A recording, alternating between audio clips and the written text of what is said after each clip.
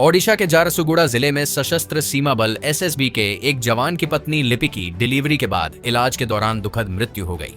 यह घटना न केवल जवान देबराज और उनके परिवार के लिए बल्कि पूरे समुदाय के लिए एक गहरी त्रासदी है। लिपि, जिनकी उम्र मात्र 28 वर्ष थी, ने 28 अप्रैल को एक बच्ची को जन्म दिया था। डिलीवरी के तुरंत बाद वह बेहोश हो गई और उनकी हालत लगातार बिगड़ती चली गई। इंडिया टुडे की रिपोर्ट के अनुसार लिपि 15 दिनों तक बेहोशी की हालत में रहीं और अंततः 12 मई को मल्टी ऑर्गन फेलियर के कारण उनकी मृत्यु हो गई।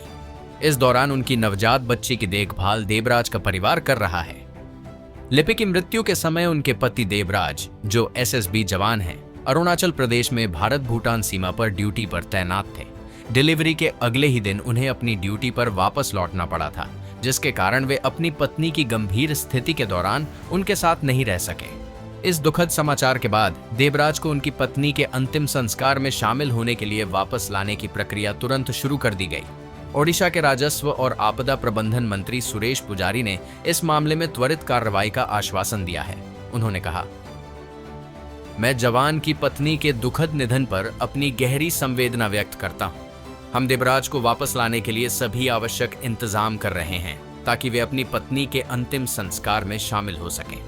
मंत्री सुरेश पुजारी ने बताया कि लिपि को बेहतर इलाज के लिए एयर एम्बुलेंस के जरिए भुवनेश्वर ले जाने की व्यवस्था की गई थी, लेकिन दुर्भाग्यवश सोमवार रात को उनकी मृत्यु हो गई। देबराज को इस दुखद घटना की सूचना दे दी गई है और वे ओडिशा लौट रहे हैं। उनके यात्रा मार्ग के अनुसार वे पहले अरुणाचल प्रदेश से गुवाहाटी पहुंचेंगे, फिर वहां से कोलकाता के लिए उड़ान भरेंगे और अंत में झारसुगुड़ा पहुंचेंगे। इस प्रक्रिया में प्रशासन उनकी हर संभव सहायता कर रहा है।